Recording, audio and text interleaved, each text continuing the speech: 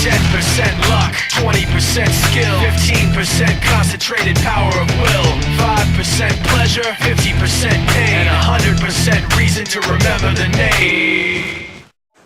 Hello, my lovelies. We're back again this week with a writerly topic. We're talking about story structure. Story structure. Story structure. Anyway, story structure. Story structure. I can say this without a doubt. I never actually put any thought into how I structured my last two novels.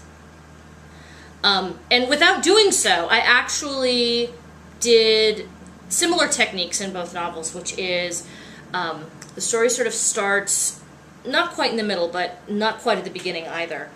And then at some point in time, there's one or several flashbacks that show you an important scene that happened earlier on sort of a need-to-know basis. I think as a storyteller, I'm drawn to things that don't necessarily start at the beginning. I like sort of being dropped into a story where things are happening and we're not quite sure what they are at first, so you have to look for clues, figure it out. Hopefully the writer is a good storyteller and sort of piecemealing you things as you need to know it.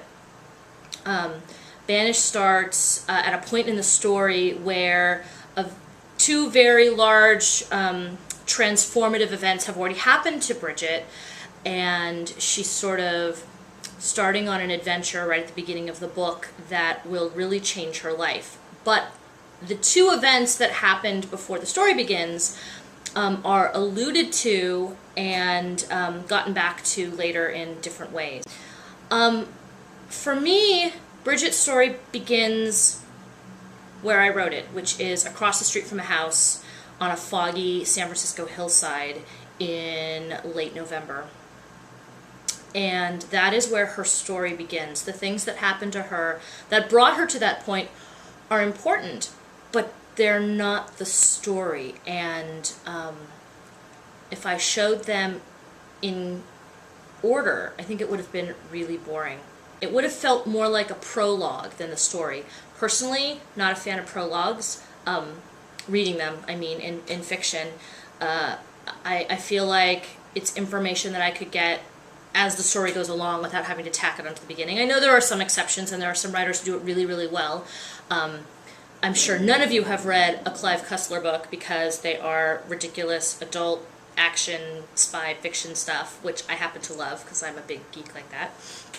He writes prologues really well, but his prologues all take place in some historic period where something has happened that will actually influence the modern day events. But anyway, so yeah, I tend to start somewhere in the first third of where maybe the whole action sequence of this novel begins, and then I give you pieces of what happened before as I go along.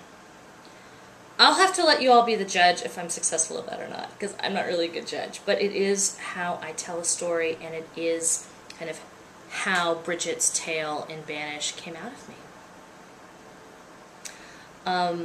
I know some of our other rebels put way more thought into how they structure a story, and they're much more eloquent than I am in being able to describe it. My blogs, if you haven't noticed, about writing process aren't probably my most interesting blogs. I don't know if I put enough time into actually thinking about my process to be able to explain it to you all.